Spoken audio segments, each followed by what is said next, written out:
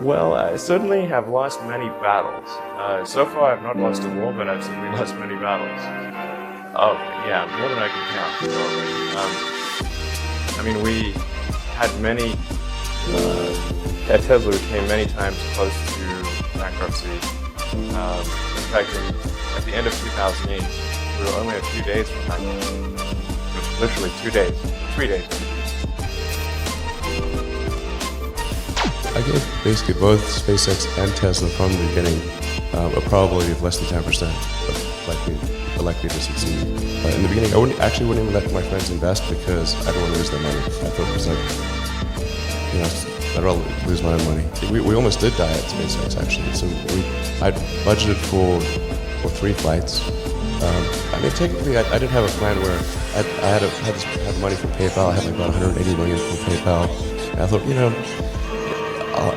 I'll allocate half of that to SpaceX and Tesla and Solar City, and that should be fine. I'll have 90 million, like just lots, But then what happened is things cost more and took longer than I thought. So I had a choice of either put the rest of the money in or the companies are going to die.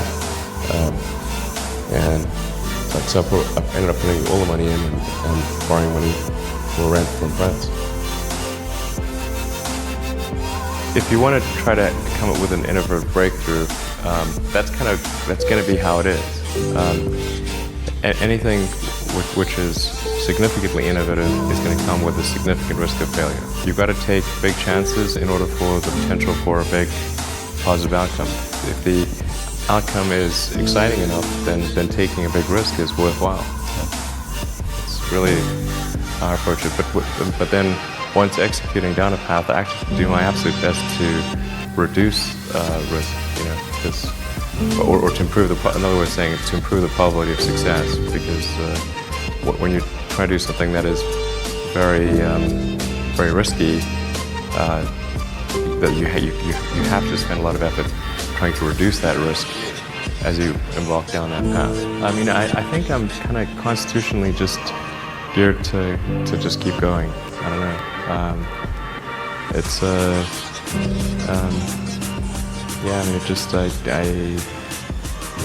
know. I mean, it certainly, there are times when things don't go well, and then that's quite discouraging, for sure. And so then it's difficult to proceed with the same level of enthusiasm.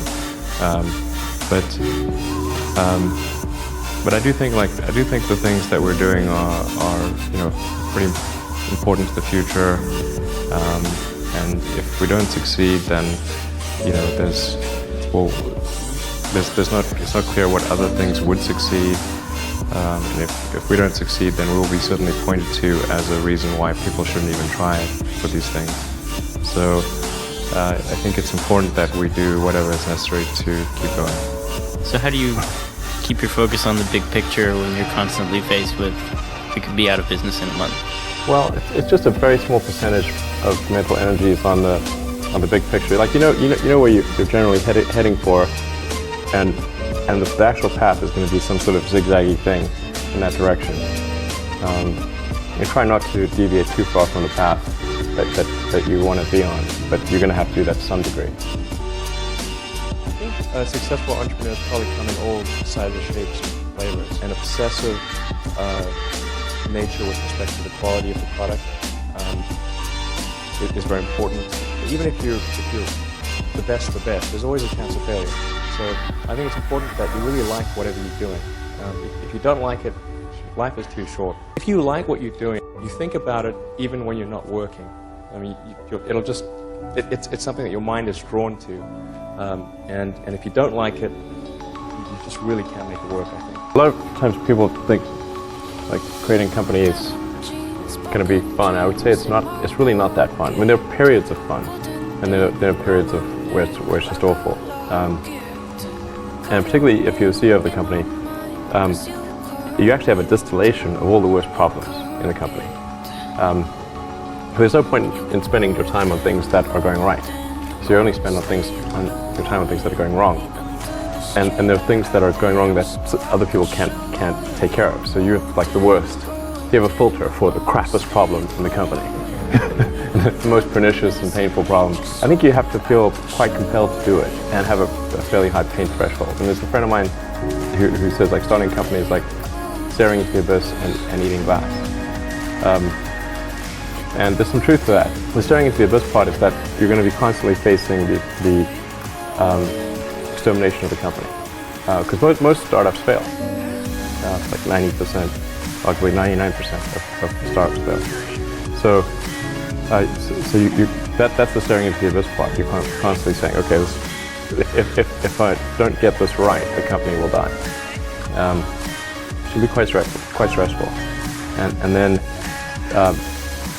the eating glass part is you've got to do the problems. You've got to work on the problems that the company needs you to work on, not the problems you want to work on. And so that's you end up working on problems that you'd really wish you weren't working on. And so that's the eating glass part. And that goes on for a long time. You may have heard me say that it's good to think in terms of the physics approach of first principles, which is rather than reasoning by analogy, you boil things down to the most fundamental truths you can imagine and you reason up from there. And this is a good way to figure out if something really makes sense or if it's just what everybody else is doing. It's hard to think that way. You can't think that way about everything. It takes a lot of effort. But if you're trying to do something new, it's the best way to think. And that framework was developed by physicists to figure out counterintuitive things like quantum mechanics. So it's really a powerful method. The reason I came out to Stanford was actually to work on energy storage technologies for electric cars. That summer of '95, I was looking at the internet, and it seemed to me like the internet was going to have a big effect on humanity. So I thought, well, I can either work on electric vehicle technology, do my PhD at Stanford, and watch the internet get built, or I could put my studies on hold and try to be part of the internet. And at first I tried to get a job at Netscape, because that was the only internet company, and they didn't respond to me. So I was like, okay, if I can't get a job at the only internet company, then I better try starting something. But I talked to my professor and I said, look, I'm going to try starting a company, probably not going to succeed, and if it doesn't succeed, can I come back? He said, sure, no problem. And so I put my studies on hold and started the company. If things had just gone a little bit the other way, both companies would be dead. And like one of the most difficult choices I've ever faced in life was in 2008. I think I had maybe $30 million left, or $30 or $40 million left in 2008. I had two choices. I could put it all into one company, and then the other company would definitely die, or split it between the two companies. But if I split it between the two companies, then both might die. And when you put your blood, sweat, and tears into creating something, or building something, it's like a child. It's like, which one am I going to let one starve to death? I couldn't bring myself to do it, so I split the money between the two, fortunately.